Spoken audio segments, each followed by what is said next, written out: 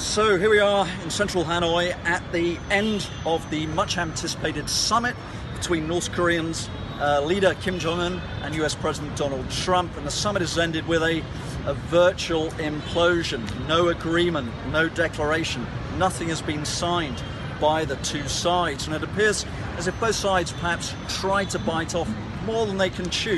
The Americans wanting action on all North Korean nuclear facilities, the North Koreans seeking the lifting, apparently, of all sanctions. So, some disappointment, some surprise here. What do the experts have to say? Let's take a look. We're here with Sebastian Fallot, biographer of Kim Jong-un, author of Sur la piste de Kim Jong-un. Sebastian, what's your immediate reaction to the surprise conclusion of this summit? Well, I think it's a return to reality. We've seen that Donald Trump has been pushing since he took office, since the last year, for a major breakthrough. And now we're seeing today that there's no agreement. So basically we're getting back to square one in a way. We're getting back to the reality that North Korea doesn't want to give up its nuclear weapon easily. And we're still looking for the detail of what actually was on the table. But what is transpiring at the moment is that Kim Jong-un asked for the lifting of all the sanctions in return for closing Yongbyon. And clearly Donald Trump and the US thought this is not enough, and this is maybe a too bold a request. Sebastian, where do we go next? What happens now? So that's the big question now. Of course, Donald Trump has been trying to, during this press conference, to pretend that this is not a failure, that the process still keep going. The big question is, are we going to have another summit? Is this process still keep going on? Because we also wanted to hear from the North Korean side, what are their reactions? Because maybe how is Kim Jong-un going to deal with this issue? Sebastian, finally, in one word, sum up this summit. Well, I think, return to reality. And now we are facing, again, the issue that we have been facing on North Korea for the last 15 years. That's a very long one word. Sebastian Fallot, thank you very much indeed. Bye-bye.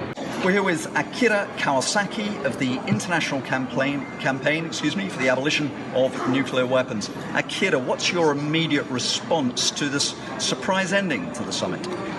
Disappointing, but actually no surprise. Because when you look at the record of Donald Trump about disarmament, he has been destroying many agreements with Iran, Russia, and then now with Korea. What will it take to get this process back on some kind of track? International engagement, just like by United Nations, will be key. We cannot just let the two countries seize the matter.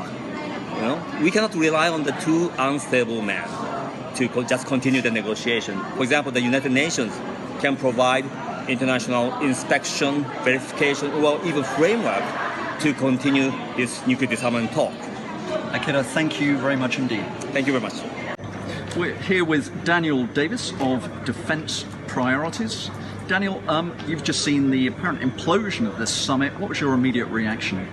My immediate thought was that Kim Jong-un asked for something that they did not expect on the Trump side, that I think that was outside of what the discussions were, and I think that it was too big of an ask for what the president was willing to agree to on the spot.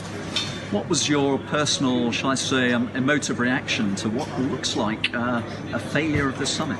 Well, I think it's a disappointment. It's a step back, but I don't think it's a failure, because I think it's just another step in the process, and that ultimately they have to work together to get to something that's an agreement, because they both need a result at some point. Daniel Davis, thank you very much indeed. My pleasure. We're here with Gori Tolorya, one of Russia's leading experts on the Korean Peninsula. Gori, thanks for joining us. What's your immediate reaction to the outcome of the second US-North Korea summit? I'm disappointed, as everybody expected some breakthrough, and we still don't know why it happened. We only know President Trump's version that North Koreans demanded too much, lifting of all the sanctions, which wasn't possible. But we don't know North Korean version of the events. Anyway, it's good that the talks haven't led to quarrel of the parties, that there are signs that the negotiation will continue.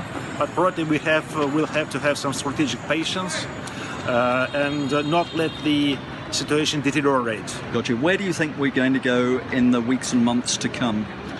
Well, I don't think that North Koreans are prepared for any concessions now, so mostly that would be a sort of a limbo, a repose, when nothing happens, and it's better than new tests and new military actions. Gori, thank you very much for your time. Thank you.